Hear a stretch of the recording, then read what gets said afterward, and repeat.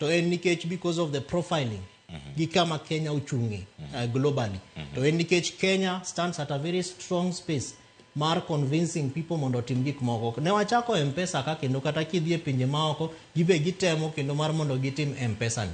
Ne kaka campaign mar Gen Z ni kidhi Nigeria mana to kika another very powerful African state. Gibende giwacho ni marwani wadwar riembe kaka jo Kenya oseriembo margi. Omiyo nitiere gigo ma watimo as Kenyans ma jo pinje moko bende ng'iyo. To dware ni sirkal sama gi launch campaign, sama gitimo campaign kendo gi launch baba to gipenjre ni to eke gigo manyalo mayo wakura. Kech mondi yom to chike go wacho ni kuyudo 2/3 at the initial stage to the winner is announced.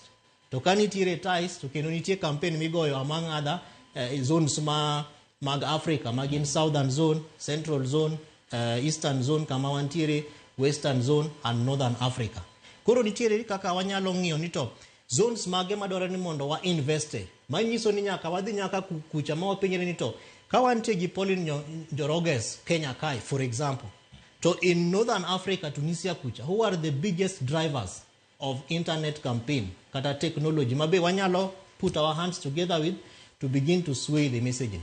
Omiyo en gima duong' to dware ni piny Kenya kik kaw Ruto Raila must go no. Ni na propaganda kaka waparo ni wanyalo dhi to wamusre ae to bang'e to gik moko timra tima naturally. En gima watime locally ka, but the implications are pan-Africanist and also global.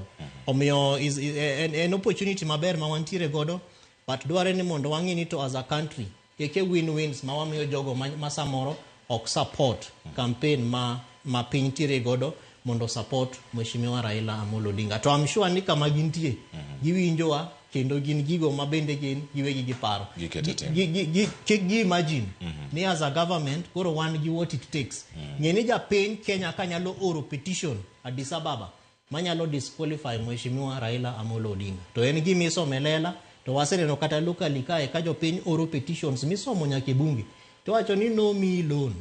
To loan ni pok ne chule.